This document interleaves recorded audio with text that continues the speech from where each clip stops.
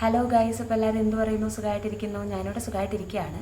അപ്പോൾ നമ്മുടെ ഇന്നത്തെ വീഡിയോ എന്ന് പറയുന്നത്, ഇപ്പം നിങ്ങൾ 12th റിസൾട്ടൊക്കെ കഴിഞ്ഞിട്ട് ബ്രില്യൻറ്റിലൊക്കെ അഡ്മിഷനൊക്കെ എടുത്തിട്ട് ഇങ്ങനെ വെയിറ്റ് ചെയ്യുമായിരിക്കും. അപ്പോൾ നമ്മുടെ ഹോസ്റ്റലിൽ എന്തൊക്കെയാണ് കൊണ്ടുകൊണ്ടേ അങ്ങനൊരു ഐഡിയ ഇപ്പോൾ ഭൂരിഭാഗം പേർക്കും കാണത്തില്ല. ചെറിയ ചെറിയ ഐഡിയാസൊക്കെ കാണും.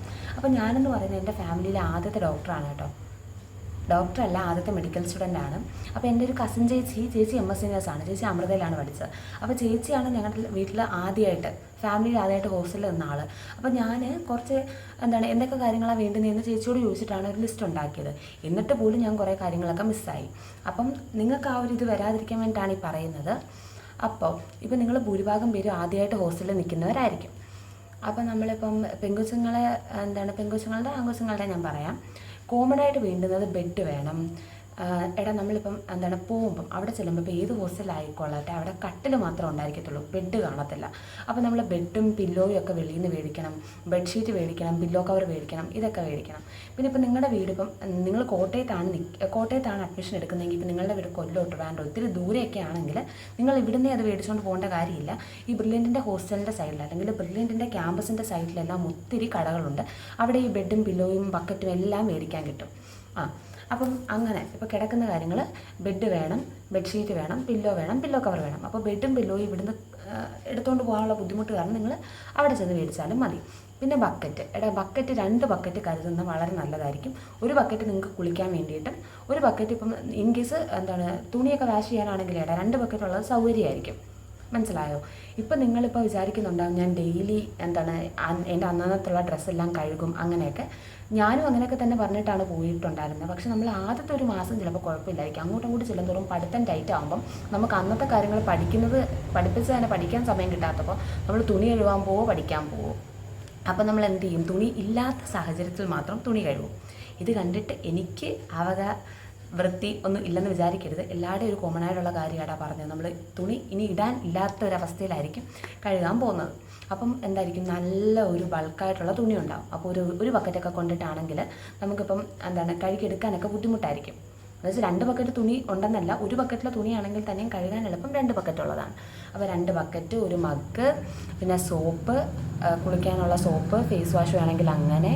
അപ്പം നിങ്ങൾക്ക് ആവശ്യമുള്ള കുറച്ച് സാധനങ്ങളുണ്ടല്ലോ. ഇപ്പം നിങ്ങൾക്ക് വല്ല സ്കിൻ കെയർ, ഹെയർ കെയർ അങ്ങനത്തെ ഉള്ള ഐറ്റംസൊക്കെ എടുക്കുക. പിന്നെ വേണ്ടുന്നതെന്ന് വെച്ച് കഴിഞ്ഞാൽ ഒരു വിക്സൊക്കെ എടുത്തോളാം കേട്ടോ. ഒരു വിക്സോ ടൈഗർ ബാമോ എന്തെങ്കിലുമൊക്കെ എടുത്തോളാം. പിന്നെ ഇപ്പം അത് കഴിഞ്ഞിട്ട് ബ്രഷ്, പേസ്റ്റ്, ടങ് ക്ലീനർ അങ്ങനത്തെ ഐറ്റംസ്. പിന്നെന്തോന്നാ ബ്രില്യൻറ്റിൽ എൻ്റെ അനിയത്തിയുടെ ടൈം വരെ ബ്രില്യൻറ്റിൽ മറ്റേ ചെറിയ ഫോണേ പറ്റത്തുള്ളായിരുന്നു. നോക്കിയുടെ ചെറിയ ഹാൻഡ്സെറ്റ് ഉണ്ടായിരുന്നല്ലോ. അത് എൻ്റെ സമയത്ത് ഞാൻ അഡ്മിഷൻ എടുത്ത സമയത്ത് എനിക്ക് അറിയത്തില്ലായിരുന്നു. ഞാൻ ഒരു കുഞ്ഞ് സ്മാർട്ട് ഫോണുമായിട്ടാണ് പോയത്. അപ്പം അവിടെ വെച്ചിട്ട് അത് പറ്റത്തില്ല എന്ന് പറഞ്ഞിട്ട് പിന്നെ എൻ്റെ അച്ഛൻ കോട്ടയം ടൗണിൽ പോയിട്ടാണ് ഒരു കുഞ്ഞ് നോക്കിയുടെ ഹാൻഡ്സെറ്റ് മേടിച്ചത്.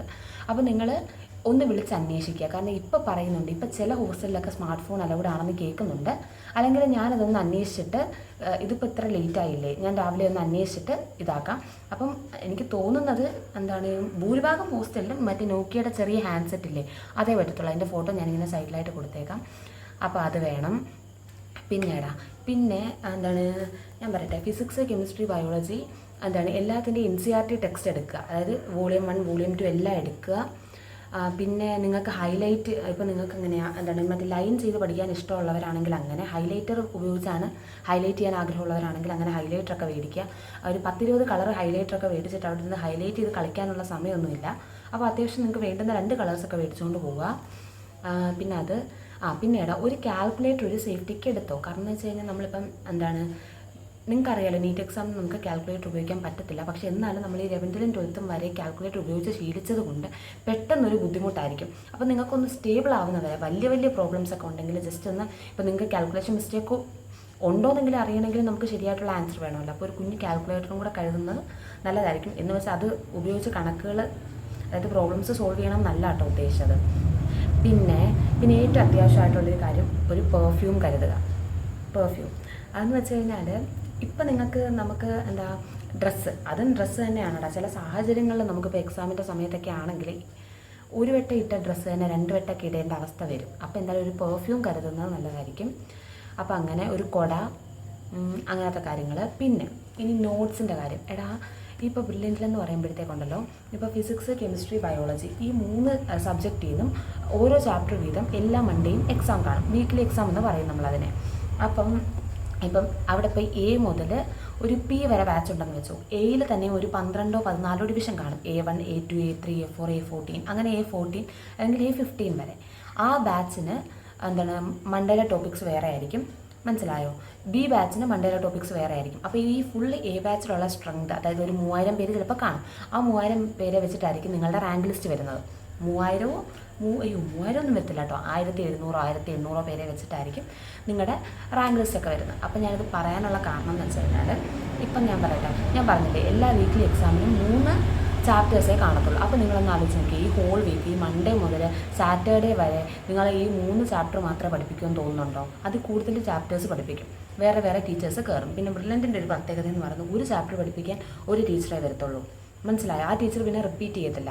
അപ്പോൾ ഞാൻ പറയാം, ഇലക്ട്രോസ്റ്റാറ്റിക്സ് പഠിപ്പിക്കാൻ വേണ്ടിയിട്ട് നിങ്ങൾക്ക് വരുന്ന സാർ ഒരിക്കലും നിങ്ങളെ വേറൊരു ചാപ്റ്റർ പഠിപ്പിക്കാൻ വേണ്ടി കയറത്തില്ല. ആ സാറ് നിങ്ങളെ മോഷനിനെ സ്ട്രെയിറ്റ് ലൈനോ മോഷനെ പ്ലെയിനോ ഒന്നും പഠിപ്പിക്കാൻ കയറത്തില്ല. മോഷനെ സ്ട്രെയിറ്റ് ലൈൻ പഠിപ്പിക്കാനൊരു സാറ് കാണും, മോഷനെ പ്ലെയിൻ പഠിപ്പിക്കാനൊരു സാറ് കാണും, ഇലക്ട്രോസ്റ്റാറ്റിക്സ് പഠിപ്പിക്കാനൊരു സാറ് കാണും. കാരണം അത്രമാത്രം സ്റ്റാഫ് അവിടെ ഉണ്ട്. ഒരു ചാപ്റ്റർ തന്നെ പഠിപ്പിക്കാൻ വേറെ സാറ് കയറത്തില്ല. അപ്പോൾ നിങ്ങൾക്കിപ്പോൾ ഈ വീക്ക്ലി എക്സാമിൻ്റെ ടോപ്പിക്കിന് പുറമേ ഡെയിലി വേറെ കുറേ ചാപ്റ്റേഴ്സിൻ്റെ ക്ലാസ്സും കൂടെ നടക്കും. അപ്പോൾ നിങ്ങളിപ്പോൾ ഫിസിക്സിനായിട്ട് ഒരു നോട്ട്ബുക്ക് കീപ്പ് ചെയ്യുകയാണെങ്കിൽ, ആ വീക്ക്ലി എക്സാമിൻ്റെ ടോപ്പിക്ക് ഇപ്പോൾ ഇലക്ട്രോസ്റ്റാറ്റിക്സ് ആണെങ്കിൽ വേറൊരു സാറ് വന്നിട്ട് അടുത്ത പീരീഡ് മാഗ്നറ്റിക് ഫീൽഡ് പഠിപ്പിക്കും, വേറെ സാറ് വന്ന് ഇപ്പോൾ വേറെ ഏതെങ്കിലുമൊക്കെ ചാപ്റ്റേഴ്സ് പഠിപ്പിക്കും, സെമി കണ്ടക്ടർ പഠിപ്പിക്കും, അങ്ങനെ ഇതൊക്കെ പഠിപ്പിക്കും, ഫ്ലൂയിഡ്സ് പഠിപ്പിക്കും, സോളിഡ്സ് പഠിപ്പിക്കും. അപ്പോൾ നിങ്ങൾക്ക് ഒരു ബുക്ക് എടുത്തു കഴിഞ്ഞാൽ നിങ്ങൾ ആദ്യം ഇലക്ട്രോസ്റ്റാറ്റിക്സ് എഴുതി ചിലപ്പോൾ 10 പേജ് വിട്ടിട്ട് അല്ലെങ്കിൽ 20 പേജ് വിട്ടിട്ട് അടുത്ത ചാപ്റ്റർ എഴുതും. പിന്നെ അതും കഴിഞ്ഞ് 5-6 പേജ് വിട്ടിട്ട് വീണ്ടും അടുത്ത ചാപ്റ്റർ എഴുതും. അപ്പോൾ ഫുള്ള് കൺഫ്യൂഷൻ ആവും. മനസ്സിലായോ? ചിലപ്പോൾ നമ്മൾ ഫ്രണ്ടിൽ നിന്ന് എഴുതി തുടങ്ങും, അത് കഴിഞ്ഞ് അടുത്ത സാറ് വരുമ്പോൾ ബാക്കിൽ നിന്ന് എഴുതും, പിന്നെ മൂന്നാമത്തെ സാറ് വരുമ്പോൾ നടുക്കുന്ന് എഴുതും. അതൊന്നും പോസിബിളായിട്ടുള്ള കാര്യമല്ല. അപ്പം നമ്മൾ ഒരു A4 ഷീറ്റ്, ഒരു ബണ്ടിൽ A4 ഷീറ്റ് മേടിക്കുന്നത് വളരെ നല്ലതായിരിക്കും. അതാകുമ്പോൾ ഇപ്പം നമുക്ക് ഇലക്ട്രോസ്റ്റാറ്റിക്സിൻ്റെ പേര് എഴുതിയിട്ട് സാറ് പഠിപ്പിക്കുന്ന എഴുതാം. അടുത്തൊരു A4 ഷീറ്റ് എടുത്ത് അടുത്ത പീരീഡ് വേറെ സാറ് കയറുവാണെങ്കിൽ അത് എഴുതാം. അങ്ങനെ അതാകുമ്പോൾ നമുക്ക് ഇത്രയും മെസ്സാവത്തില്ല. നോട്ട്സിൻ്റെ കാര്യമാണ് കേട്ടോ പറയുന്നത്. പിന്നെ ഒരു 3-4 ഫയല് കീപ്പ് ചെയ്യുക, അതായത് ഈ നോട്ട്സൊക്കെ അതിനകത്ത് ഇട്ട് വയ്ക്കാൻ. അത്യാവശ്യം ഒരു നല്ല വലിയ ഫയല് കീപ്പ് ചെയ്യുക, അതായത് ഡെയിലി ക്ലാസ്സിലോട്ട് കൊണ്ടുവരാം. നമ്മളിപ്പോൾ A4 ഷീറ്റും കൊണ്ടാണ് ക്ലാസ്സിൽ പോകുന്നതെങ്കിൽ ആ A4 ഷീറ്റ് ഇത്രയും കൂടെ കീപ്പ് ചെയ്യാൻ വേണ്ടി ഒരു വലിയ ഫയൽ എടുക്കുക. അതായത് അന്നന്ന് പഠിപ്പിക്കുന്ന എല്ലാ കാര്യങ്ങളും അതിനകത്ത് എഴുതിയിട്ട് അതിനകത്ത് ഇടുക. എന്നിട്ട് നിങ്ങൾ ഹോസ്റ്റലിൽ ചെന്നിട്ട് ഇപ്പോൾ പ്രീവിയസ് ഡേ ആയിട്ട് ക്ലബ് ചെയ്ത് വെക്കുക. അപ്പോൾ ഇലക്ട്രോസ്റ്റാറ്റിക്സ് ഇന്നലെ കയറിയ നോട്ടും ഇന്ന് കയറിയ നോട്ടും കൂടെ പിൻ ചെയ്ത് നിങ്ങൾ ഫിസിക്സിന്, കെമിസ്ട്രിക്ക്, ബയോയ്ക്ക് അങ്ങനെ ഓരോ ഫയൽസ് ആയിട്ട് കീപ്പ് ചെയ്യാം. എൻ്റെ ചോയ്സാണ്. നിങ്ങൾക്ക് ഇനിയിപ്പോൾ ബുക്കാണ് ഇഷ്ടമെങ്കിൽ നിങ്ങൾ 10-20 ബുക്കൊക്കെ മേടിച്ചുകൊണ്ട് വെക്കോ. അപ്പോൾ ഓരോരുത്തരുടെ സൗകര്യമാണ് കേട്ടോ. പിന്നെ ബുക്ക് വേണം അവിടെ അത്യാവശ്യം ഒരു വലിയ നല്ല അത്യാവശ്യം നീളവും നല്ല കട്ടിയൊക്കെ ഉള്ള, കട്ടി മീൻസ് നല്ല ഒത്തിരി പേപ്പർ കൗണ്ടുള്ളൊരു ബുക്ക് നല്ലതായിരിക്കും. കാരണം ഇപ്പോൾ നിങ്ങൾക്കിപ്പം അന്നന്ന് പഠിപ്പിക്കുന്ന ചാപ്റ്റേഴ്സിൽ നിങ്ങൾക്ക് മനസ്സിലായിട്ടുള്ള കാര്യങ്ങൾ എഴുതി വെക്കാനൊരു ബുക്ക് വേണം. ഇപ്പോൾ ചില ചാപ്റ്റേഴ്സ് ഉണ്ടല്ലോ നമുക്ക് ടീച്ചേഴ്സ് പഠിപ്പിക്കുമ്പോൾ മനസ്സിലാവും, പക്ഷേ വന്നിരുന്ന് കുറച്ച് ദിവസം കഴിഞ്ഞ് നമ്മളത് എടുക്കുമ്പോൾ നമുക്കൊരു ഐഡിയയും കാണത്തില്ല. നിങ്ങൾക്ക് തന്നെ അത് പഠിക്കുന്ന സമയത്ത് തോന്നും. അങ്ങനെയുള്ള ചാപ്റ്റേഴ്സ് നിങ്ങളുടേതായിട്ടുള്ള രീതിയിൽ എഴുതി വെക്കാൻ വേണ്ടിയിട്ട് നമുക്കൊരു ബുക്ക് വേണം. പിന്നെ ഈ വലിയ ബുക്ക് എടുക്കാൻ പറഞ്ഞത്, ഓരോ ചാപ്റ്റേഴ്സ് കഴിയുമ്പോൾ ആ ചാപ്റ്റേഴ്സിൻ്റെ ഇക്വേഷൻസ് നിങ്ങൾ ഈ വലിയ ബുക്കിൽ എഴുതി വെക്കണം. മനസ്സിലായോ? ഫിസിക്സും കെമിസ്ട്രിയും കൂടെ അതിനകത്ത് എഴുതേണ്ട. ഫിസിക്സിന് ഒരു ബുക്ക്, കെമിസ്ട്രിക്ക് ഒരു ബുക്ക്, അങ്ങനെ ഓരോ ചാപ്റ്ററിൻ്റെ ഹെഡിങ് എഴുതിയിട്ട് അതിനകത്തുള്ള ഇക്വേഷൻസ് എഴുതി വയ്ക്കുക. കാരണം എന്തൊക്കെ പറഞ്ഞാലും നമുക്ക് നീറ്റ് എക്സാം എടുക്കുമ്പോഴത്തേക്കും ഈ നോട്ട്സ് ഒന്നും റെഫർ ചെയ്തിട്ട് പോകുന്നത് നടക്കത്തില്ല. നമുക്ക് ഈ ഇക്വേഷൻസ് വായിച്ചിട്ട് പോയി എഴുതാനുള്ള സമയമേ കിട്ടത്തുള്ളൂ. അപ്പോൾ നിങ്ങൾ തുടക്കത്തിലേ അതൊന്ന് കരുതിയിട്ട് ഇക്വേഷൻസ് എഴുതി വെക്കുക. ഇതൊക്കെയാണ് ശരിക്കും പറഞ്ഞാൽ ഞാൻ പറഞ്ഞില്ലേ, നമ്മളിപ്പം റിപ്പീറ്റ് ചെയ്യാൻ പോകുന്നവർക്ക് ഏകദേശം more than half സമയം കഴിയുമ്പോഴേ എങ്ങനെ പഠിക്കണം എന്നുള്ളൊരു ഐഡിയ കിട്ടത്തുള്ളൂ. അപ്പോൾ നിങ്ങൾ അങ്ങനെയുള്ള മണ്ടത്തരങ്ങളൊന്നും കാണിക്കാതിരിക്കുക. അത്യാവശ്യം ഇക്വേഷൻസ് എഴുതുക. പിന്നെ പ്രീവിയസ് ഇയർ ക്വസ്റ്റ്യൻസ് എന്തായാലും വർക്കൗട്ട് ചെയ്യുക. ഇപ്പോൾ നിങ്ങൾക്ക് ചിലപ്പം പ്രീവിയസ് ഇയർ ക്വസ്റ്റ്യൻസ് മാത്രം വർക്കൗട്ട് ചെയ്തുകൊണ്ട് പോയി കഴിഞ്ഞാൽ ബ്രില്യൻറ്റിൻ്റെ എക്സാമിന് ചിലപ്പോൾ വലിയ മാർക്കൊന്നും കിട്ടത്തില്ല. എന്നാലും നിങ്ങൾ അത് നീറ്റിന് ആവശ്യമാണ്. പ്രീവിയസ് ഇയർ ക്വസ്റ്റ്യൻസ് റിപ്പീറ്റഡ് ആയിട്ട് ചെയ്യുക. പിന്നെ ഒരു 10-50,000 ബുക്ക് എടുത്ത് വെച്ച് തന്നെയും പിന്നെയും ചെയ്യാതെ പറ്റുവാണെങ്കിൽ നിങ്ങൾക്ക് ഇപ്പോൾ MDG എന്ന് പറഞ്ഞൊരു ബുക്ക് ബ്രില്യൻറ്റിൻ്റെ ഹോസ്റ്റലിൽ അത് പറഞ്ഞപ്പോഴാണ് നമ്മൾ ഈ ഭൂരിഭാഗമുള്ള കൺട്രോൾഡ് ഹോസ്റ്റൽ, അതായത് ബ്രില്യൻറ്റിലെ നോൺ ടീച്ചിങ് സ്റ്റാഫ് വാർഡനായിട്ട് വരുന്ന ഹോസ്റ്റലിൽ അകത്തൊരു മിനി ലൈബ്രറി ഫെസിലിറ്റീസ് ഉണ്ടാവും. അതായത് അവിടെ തന്നെ ഒരു ലൈബ്രറി ഉണ്ടാവും. അവിടെ നിങ്ങൾക്ക് അത്യാവശ്യം ബുക്സും അവൈലബിൾ ആയിരിക്കും. അതിന് പുറമെ ബ്രില്യൻറ്റിൻ്റെ ക്യാമ്പസിൽ ഒരു വലിയ ലൈബ്രറി ഉണ്ട്. അവിടെ അത്യാവശ്യം ബുക്സൊക്കെ അവൈലബിൾ ആയിരിക്കും. അതിൻ്റെ സ്കീമെന്ന് വെച്ച് കഴിഞ്ഞാൽ നമുക്ക് ID കാർഡ് തരുമല്ലോ. നമ്മൾ ബ്രില്യൻറ്റിൻ്റെ ID കാർഡ് കാണിച്ചിട്ടാണ് അവിടുന്ന് ബുക്സ് എടുക്കുന്നത്. നമുക്ക് ഒരാഴ്ച, അതായത് ഒരു ബുക്കുണ്ടല്ലോ, അവിടെ നിന്ന് എടുക്കുന്ന ഓരോ ബുക്കും, ഫിസിക്സിന് ഒരു ബുക്ക് എടുക്കാം, കെമിസ്ട്രിക്ക് ഒരു ബുക്ക് എടുക്കാം, ബയോയ്ക്ക് ഒരു ബുക്ക് എടുക്കാം. അറ്റ് എ ടൈം 3 ബുക്കേ എടുക്കാൻ പറ്റത്തുള്ളൂ കേട്ടോ. 3 ബുക്കേ എടുക്കാൻ പറ്റത്തുള്ളൂ എന്ന് 3 ബുക്കേ എടുക്കാൻ പറ്റത്തുള്ളൂ. അപ്പോൾ നമ്മളത് ഒരു നമ്മുടെ ഐ ഡി കാർഡ് കൊടുത്തിട്ടാണ് നമ്മൾ ആ ബുക്ക് ഇതാക്കുന്നത്. അപ്പോൾ നിങ്ങൾ ഒരു വീക്ക് കഴിയുമ്പോൾ ആ ബുക്ക് കൊണ്ട് റിട്ടേൺ ചെയ്തിട്ട് അടുത്ത ബുക്ക് എടുക്കണം. അങ്ങനെയാണ് അവിടുത്തെ സ്കീം. അത്യാവശ്യം എല്ലാ ബുക്ക് ഫെസിലിറ്റീസും അവിടെ അവൈലബിൾ ആണ്. ഒത്തിരി ബുക്കുണ്ടടാ, അത്യാവശ്യം ഒത്തിരി ബുക്കുണ്ട്. ഒരേ പബ്ലിക്കേഷൻസിന് തന്നെ ഒരു 1000-1500 ബുക്ക് അതിൽ കൂടുതലുണ്ട് കേട്ടോ. അവിടെ വലിയൊരു ലൈബ്രറിയാണ്. ഫിസിക്സിന് ഒരു സെക്ഷൻ, കെമിസ്ട്രിക്ക് ഒരു സെക്ഷൻ, ബയോയ്ക്ക് ഒരു സെക്ഷൻ, അങ്ങനെ. പിന്നെ ബ്രില്യൻറ്റിൽ തന്നെ നിങ്ങൾക്ക് റീഡിംഗ് റൂമുണ്ട്. ഇപ്പോൾ ഞാൻ പറയട്ടെ, ഇപ്പം നിങ്ങൾക്ക് ഹോസ്റ്റലിൽ ഇപ്പോൾ പഠിക്കാൻ എന്തെങ്കിലുമൊക്കെ ബുദ്ധിമുട്ടുണ്ടെങ്കിൽ നിങ്ങൾക്ക് ബ്രില്യൻറ്റിൻ്റെ ക്യാമ്പസിലുള്ള നമ്മുടെ ക്ലാസ് റൂമിൽ വന്നിരുന്ന് പഠിക്കാൻ പറ്റും. അവിടെ ഒരു നോൺ ടീച്ചിങ് സ്റ്റാഫും കാണും. അപ്പോൾ നമ്മളവിടെ രജിസ്റ്ററിലൊക്കെ എഴുതിയിട്ട് നമ്മൾ അവിടെ ഇരുന്ന് പഠിക്കും. അവിടെ ഇതുപോലെ നമുക്ക് 8 മണി വരെ നമ്മുടെ ഹോസ്റ്റൽ ടൈമിങ്സിനനുസരിച്ച്, അതായത് കൺട്രോൾഡ് ഹോസ്റ്റലിലെ ടൈമിങ്സിനനുസരിച്ച് അവിടെ ഇപ്പം രാവിലെ 8 മണി മുതൽ വൈകിട്ട് 6 മണി വരെ അവിടെ ഇരുന്ന് പഠിക്കാനുള്ള സൗകര്യമുണ്ട്. അതുപോലെ തന്നെ ഇതിപ്പോൾ ഞാൻ പറഞ്ഞ ക്ലാസ് റൂമിൽ തന്നെ ഇരുന്ന് പഠിക്കുന്ന കാര്യങ്ങളോ, അവിടെ ചിലപ്പോൾ നിങ്ങൾ മാത്രമായിരിക്കത്തില്ല, പലരും കാണും, അങ്ങനെ. പിന്നെ അതുപോലെ തന്നെ ഇപ്പോൾ ഞാൻ പറഞ്ഞില്ലേ, ലൈബ്രറിയിൽ നിന്ന് നിങ്ങൾക്ക് ബുക്ക് എടുക്കാം. ആ ബുക്കെന്ന് വെച്ച് കഴിഞ്ഞാൽ നമുക്ക് ഹോസ്റ്റലിലോട്ട് കൊണ്ടുപോകാൻ പറ്റും. അത് വേണമെങ്കിൽ നിങ്ങൾക്ക് എടുത്തിട്ട് ഈ ക്ലാസ് റൂമിൽ വന്നിരുന്ന് പഠിക്കാം, അല്ലെങ്കിൽ ഹോസ്റ്റലിൽ പോയിരുന്ന് പഠിക്കാം. ഈ ക്ലാസ് റൂം ഫെസിലിറ്റീസ് ബ്രില്യൻറ്റിൻ്റെ ക്ലാസ് കഴിഞ്ഞതിന് ശേഷമാണ്. ഇപ്പോൾ 8 to 4 ആണ് നിങ്ങളുടെ ക്ലാസ്സെങ്കിൽ 4 o'clock ശേഷം മാത്രമേ നമുക്ക് അവിടെ നിന്ന് പഠിക്കാൻ പറ്റത്തുള്ളൂ. അത് നിങ്ങൾക്ക് കോമൺ സെൻസ് കൊണ്ട് ചിന്തിച്ചാൽ മനസ്സിലാവും. പിന്നെ ഞാൻ പറഞ്ഞതാണ്. അപ്പോൾ അങ്ങനെ. പിന്നെ തന്നെ അല്ലാതെ തന്നെ ബ്രില്യൻറ്റിന് ഒരു library come reading room facility ഉണ്ട്. അതായത് അവിടെ കുറേ ബുക്സ് ഉണ്ട്. ആ ബുക്സ് നമുക്ക് അവിടെ നിന്ന് എടുത്തിട്ട് അവിടെ തന്നെ ഇരുന്ന് പഠിക്കാം. മനസ്സിലായോ? ഒരു വലിയ ഹോള്, അവിടെ ബുക്സ് വെച്ചിട്ടുണ്ട്. അവിടെ പോയി നമ്മൾ ബുക്സ് എടുക്കുക, അവിടെ ഇരുന്ന് ആ ബുക്സ് വെച്ച് പഠിക്കുക, തിരിച്ച് ആ ബുക്ക് അവിടെ വെച്ചിട്ട് തിരിച്ചു പോവുക. ഇവിടെ എല്ലാം നിങ്ങൾക്കൊരു നോൺ ടീച്ചിങ് സ്റ്റാഫ് അവിടെ കാണും. നിങ്ങൾ പഠിക്കുക തന്നെ ആണോ എന്നല്ല, മറ്റുള്ളവർക്ക് ഡിസ്റ്റർബൻസ് ഉണ്ടാക്കുന്നുണ്ടോ എന്നൊക്കെ ചെക്ക് ചെയ്യാൻ വേണ്ടിയിട്ട് അവിടെ ഒരു നോൺ ടീച്ചിങ് സ്റ്റാഫ് കാണും. അപ്പോൾ നമ്മൾ എന്തോ പറഞ്ഞിട്ട് വേറെ എന്തോത്തിലോട്ടോ ആയിപ്പോയി. അപ്പോൾ നമ്മൾ ബെഡിൻ്റെ കാര്യം പറഞ്ഞായിരുന്നു. നോട്ട്സിൻ്റെ കാര്യം പറഞ്ഞിട്ട് അങ്ങോട്ട് പോയി. അപ്പോൾ നോട്ട്സിൻ്റെ കാര്യങ്ങൾ പറഞ്ഞിട്ടുണ്ടായിരുന്നു. പിന്നെ ഒരു 2 ചപ്പൽ കഴുകുക. ഒന്ന് നിങ്ങൾക്ക് ബാത്റൂമിൽ യൂസ് ചെയ്യാനും ഒന്ന് അവിടെയൊക്കെ യൂസ് ചെയ്യാനും, അതായത് ഹോസ്റ്റലിനകത്തും ഒക്കെ യൂസ് ചെയ്യാൻ വേണ്ടിയിട്ട് 2 ചപ്പൽ കരുതുക. പിന്നെ നമുക്ക് എല്ലാ ഹോസ്റ്റലിലും നമുക്ക് ബുക്സ് വയ്ക്കാൻ ഒരു സ്റ്റാൻഡ് ഉണ്ടാവും. അതിന് അത്യാവശ്യം നല്ല ഇതും കാണും നമുക്ക്. പക്ഷേ അവിടെ ഡ്രസ്സും കൂടെ അവിടെ അടുക്കി വെക്കുന്നത് നടക്കുന്ന കാര്യമല്ലടാ, കുറച്ച് ടാസ്ക് ആയിരിക്കും. അപ്പോൾ നിങ്ങൾ ഒരു വലിയ ബാഗ് അല്ലെങ്കിൽ ഒരു വലിയ ട്രോളി കൊണ്ടുപോകാൻ നോക്കുക. പിന്നെ ഒരു ലോണ്ട്രി ബാസ്ക്കറ്റും കൂടെ കൊണ്ടുപോകാം. എന്നിട്ട് ഈ ഡ്രസ്സ്, നമ്മൾ ഈ യൂസ് ചെയ്യാത്ത ഡ്രസ്സ് ആ ബാഗിൽ തന്നെ കീപ്പ് ചെയ്യുക. എന്നിട്ട് ഓരോ ദിവസം നമ്മൾ ഡ്രസ്സ് എടുത്തിടുക, പോവാം. എന്നിട്ട് കഴുകാനുള്ള ഡ്രസ്സ് ലോണ്ട്രി ബാസ്ക്കറ്റിൽ ഇടുക. അല്ലാതെ നമുക്ക് ഡ്രസ്സ് വെക്കാനായിട്ട് ഷെൽഫ് എല്ലാ ഹോസ്റ്റലിലും അവൈലബിൾ അല്ല. സൂപ്പർവൈസ്ഡ് ഹോസ്റ്റലിൽ കാണും, കാരണം അത് ഭൂരിഭാഗം വീടുകളായിരിക്കും ഈ സൂപ്പർവൈസ്ഡ് ഹോസ്റ്റൽ പ്രൈവറ്റ് ഹോസ്റ്റലായിട്ട് കിട്ടുന്നത്. അതായത് അതിനകത്തിൽ ഈ ഫെസിലിറ്റീസൊക്കെ കാണും. കിച്ചണൊന്നും കാണത്തില്ല കേട്ടോ. മെസ്സൊക്കെ ആ വീടിൻ്റെ ഉടമസ്ഥർ തന്നെയായിരിക്കും ഹാൻഡിൽ ചെയ്യുന്നത്, അങ്ങനെ. അപ്പോൾ ഡ്രസ്സിൻ്റെ കാര്യം മനസ്സിലായല്ലോ. നിങ്ങൾ അത്യാവശ്യം ഒരു വലിയ ട്രോളി വേണമെങ്കിൽ ഒരു 2 ബാഗ് കരുതിക്കോ. അതായത് ഡ്രസ്സ് നിങ്ങൾക്ക് സൂക്ഷിച്ച് വെക്കാൻ. പിന്നെ ഒരു ദിവസം ഡ്രസ്സ് ഇടുക, കഴുകാനുള്ള ഡ്രസ്സ് മാറ്റുക. അപ്പോൾ അങ്ങനെ.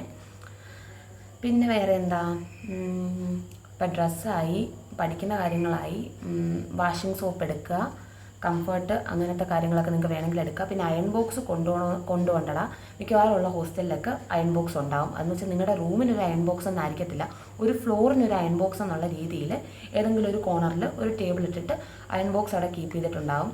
നിങ്ങൾക്ക് തുടക്കത്തിലേ ഉള്ളായിരിക്കും ഈ അയൺ ബോക്സ് തേച്ചിട്ടൊക്കെ പോകണം എന്നുള്ളൊരിത്. അവസാനമൊക്കെ ആകുമ്പോഴത്തേക്ക് തേക്കാൻ പോയിട്ട് കുളിക്കാൻ പോലും സമയം കിട്ടത്തില്ല. അപ്പോൾ അങ്ങനെ ആയിരിക്കും. പിന്നെന്താ, ഇപ്പം ഏകദേശം എല്ലാം ആയില്ലേടാ. 2 ബക്കറ്റിൻ്റെ കാര്യം പറഞ്ഞു. എല്ലാ ഹോസ്റ്റലിലും വാഷിംഗ് ഫെസിലിറ്റി ഉണ്ട്, ഡ്രൈയിങ് ഫെസിലിറ്റീസ് ഉണ്ട്, അതെല്ലാം പറഞ്ഞു. അപ്പോൾ അത്രയൊക്കെ ഉള്ളടാ. പിന്നെ നിങ്ങൾ ബ്രില്യൻറ്റിൻ്റെ ലൈബ്രറി ഉണ്ടെങ്കിൽ ഞാൻ പറഞ്ഞില്ലേ, ഒരാഴ്ച കഴിഞ്ഞിട്ടേ നമുക്ക് ആ ബുക്ക് റിട്ടേൺ ചെയ്യേണ്ടി വരും. അപ്പോൾ നമുക്കൊരു ലോങ് ടൈം ശരിക്കും പറഞ്ഞാൽ റിപ്പീറ്റഡ് ആയിട്ട് നിങ്ങൾക്ക് ഒരു ബുക്ക് തന്നെ നിങ്ങൾ റിപ്പീറ്റഡ് ആയിട്ട് സോൾവ് ചെയ്യുന്നതായിരിക്കും നല്ലത്. നമ്മൾ ഈ പല ബുക്ക് എടുത്ത് വായിക്കുമ്പോൾ നമുക്ക് ആ ഒരു സമയത്ത് കിട്ടും. പിന്നെ നമ്മളിത് റിവിഷൻ ചെയ്തില്ലെങ്കിൽ നമ്മുടെ കയ്യിൽ നിന്ന് പോകും. അപ്പോൾ നിങ്ങൾ സിംഗിളായിട്ടൊരു ബുക്ക് കീപ്പ് ചെയ്തിട്ട് അതിൽ നിന്ന് തന്നെ റിപ്പീറ്റഡ് ആയിട്ടുള്ള ക്വസ്റ്റ്യൻസ് ചെയ്യുന്നതായിരിക്കും നല്ലത്. അതിൽ നിന്ന് ഇങ്ങനെ റിപ്പീറ്റ് ചെയ്തുകൊണ്ടിരിക്കുക. പിന്നെ നിങ്ങളുടെ ഒരു കോൺഫിഡൻസ് അനുസരിച്ച് നിങ്ങൾ വേറെ ബുക്സൊക്കെ എടുത്ത് ചെയ്യുക. എന്തായാലും പോകുമ്പോൾ ഫിസിക്സിനും കെമിസ്ട്രിക്കും ബയോയ്ക്കും ഒരു പ്രീവിയസ് ഇയർ ക്വസ്റ്റ്യൻസ്, MDJയുടെ ഒരു പ്രീവിയസ് ഇയർ ക്വസ്റ്റ്യൻ ബാങ്ക് മേടിച്ചിട്ട് പോകണം കേട്ടോ. ഞാനത് എന്തുവാന്ന് സൈഡിൽ കൊടുത്തേക്കാം. അത് നല്ലതായിരിക്കും. കാരണം നമുക്ക് സ്വന്തമായിട്ടൊരു ബുക്കെന്ന് പറയുമ്പോഴത്തേക്ക് നമുക്ക് വേണേൽ പഠിച്ച കാര്യങ്ങൾ ടിക്ക് ചെയ്യാം. ആ ക്വസ്റ്റ്യൻസ് നമുക്ക് ഇനി അടുത്ത എക്സാം വരുമ്പോൾ ഒന്നും കൂടെ നോക്കണമെങ്കിൽ റൗണ്ട് ചെയ്യാം. അങ്ങനത്തെ കാര്യങ്ങളൊക്കെ ഉണ്ടല്ലോ. അപ്പോൾ ഞാൻ പറഞ്ഞ പോലെ ടെക്സ്റ്റിൻ്റെ കാര്യങ്ങളൊക്കെ ശ്രദ്ധിക്കുക. A4 sheet. പിന്നെ പിന്നെടാ നിങ്ങൾക്ക് ഇപ്പം ഫിസിക്സിലെ പ്രോബ്ലംസ് ഒക്കെ വർക്കൗട്ട് ചെയ്യാനാണെങ്കിൽ ഈ നോട്ടീസ് പേപ്പർ ഉണ്ടല്ലോ, നോട്ടീസ് പേപ്പർ ഒരു ബണ്ടിൽ നോട്ടീസ് പേപ്പർ മേടിച്ചുകൊണ്ട് പോകുന്നത് നല്ലതായിരിക്കും. അതാകുമ്പം ഫിനാൻഷ്യലിയും അത്യാവശ്യം ഓക്കെ ആയിരിക്കും, നല്ല പൈസ കുറവായിരിക്കും, പിന്നെ നമുക്ക് ഒത്തിരി പേപ്പേഴ്സ് കിട്ടും വർക്കൗട്ട് ചെയ്ത് നോക്കാനായിട്ട്. അപ്പോൾ അങ്ങനെ യൂസ്ഫുൾ ആയിരിക്കും. അതുപോലെ വർക്കൗട്ട് ചെയ്യാൻ വേണ്ടിയിട്ട് നിങ്ങൾ കുറച്ച് നോട്ടീസ് പേപ്പർ മേടിച്ചുകൊണ്ട് പോകുക. ഇപ്പോൾ ബുക്കൊക്കെയാണ് നമ്മൾ വർക്കൗട്ട് ചെയ്യാൻ വേണ്ടിയിട്ട് മേടിച്ച് വെക്കുന്നതെങ്കിലേടാ അത് നമുക്ക് പിന്നെ ഈ ബുക്ക് തീർന്നു കഴിഞ്ഞാൽ അത് സൂക്ഷിച്ച് വെക്കാനായിട്ടൊരു സ്ഥലം വേണം. അങ്ങനത്തെ കുറച്ച് പ്രശ്നങ്ങളുണ്ട്. ഇപ്പോൾ നോട്ടീസ് പേപ്പറാണ് കൊണ്ടുപോകുന്നതെങ്കിൽ നമുക്കത് അത്രയും വർക്കൗട്ട് ചെയ്ത് കഴിഞ്ഞാൽ നമുക്ക് വേണമെങ്കിൽ ഡസ്റ്റ്ബിന്നിലിടുമോ അങ്ങനെ എന്തെങ്കിലുമൊക്കെ പറ്റുമല്ലോ. അപ്പോൾ അങ്ങനെ ഡസ്റ്റ്ബിന്നൊക്കെ മിക്കവാറും ഉള്ള എല്ലാ ഹോസ്റ്റലിലും കാണും. പിന്നെ നിങ്ങൾ ഒന്നുകൊണ്ടും ടെൻഷൻ അടിക്കേണ്ടതാണ്. കാരണം എന്ന് വെച്ച് കഴിഞ്ഞാൽ ബ്രില്യൻറ്റിനെ ക്യാമ്പസിനെ സറൗണ്ട് ചെയ്തിട്ടും ഹോസ്റ്റലിനെ സറൗണ്ട് ചെയ്തിട്ടും അത്യാവശ്യം ഒത്തിരി കടകൾ കാണും. അപ്പോൾ ഇൻ കേസ് നിങ്ങൾ എന്തെങ്കിലും മിസ്സായി കഴിഞ്ഞാൽ നിങ്ങൾക്ക് അവിടെ നിന്ന് പോയി മേടിക്കാവുന്നേ ഉള്ളൂ. അപ്പോൾ അതുകൊണ്ടൊന്നും ടെൻഷൻ അടിക്കേണ്ട. ഇനിയിപ്പോൾ എന്തെങ്കിലും മറന്നു പോയി കഴിഞ്ഞാൽ എന്ത് ചെയ്യും? അതൊന്നുമില്ല. ബ്രില്യൻറ്റിൻ്റെ ക്യാമ്പസിന് ചുറ്റും ഒത്തിരി കടകളുണ്ടാകും. പിന്നെ നിങ്ങൾക്ക് വല്ല സ്നാക്സ് ഒക്കെ വേണമെങ്കിൽ അതൊക്കെ മേടിച്ചുകൊണ്ട് പോവുക. കാരണം എന്ന് വെച്ച് കഴിഞ്ഞാൽ ഉണ്ടല്ലോ, നമ്മൾ വീട്ടിലാകുമ്പോൾ നമ്മളിങ്ങനെ കയറി ഇറങ്ങിയും വല്ലതൊക്കെ കഴിച്ചൊക്കെ നടക്കുമായിരിക്കും. അവിടെ ചെല്ലുമ്പോഴത്തേക്കെന്ന് പറയുമ്പോൾ ഫിക്സഡ് ആയിട്ടുള്ള സമയത്തായിരിക്കും നമുക്ക് ഈ 3 നേരം ആഹാരമൊക്കെ കിട്ടുന്നത്. അപ്പോൾ നമുക്ക് ഇടയ്ക്ക് എന്തെങ്കിലുമൊക്കെ വിശക്കുകയാണെങ്കിൽ നിങ്ങൾ അങ്ങനെ എന്തെങ്കിലുമൊക്കെ സ്നാക്സോ അങ്ങനെയൊക്കെ മേടിച്ച് വയ്ക്കുക. സ്നാക്സ് കീപ്പ് ചെയ്യാൻ വേണ്ടിയിട്ടൊരു എന്തെങ്കിലും ഇതും കൂടെ കരുതുക. അപ്പോൾ അത്രയൊക്കെ ഉള്ളടാ. ഇനി എന്തെങ്കിലും ഞാൻ മിസ്സായിട്ടുണ്ടെങ്കിൽ കമൻറ്റ് സെക്ഷനിൽ പിൻ ചെയ്ത് പറയാം കേട്ടോ. ഇപ്പോൾ ഇത്രയും കാര്യങ്ങളൊക്കെ ഞാൻ അത്യാവശ്യം എല്ലാം കവർ ചെയ്ത് പറഞ്ഞെന്ന് എനിക്ക് തോന്നുന്നു. അപ്പോൾ ശരിയടാ, ടാറ്റാ.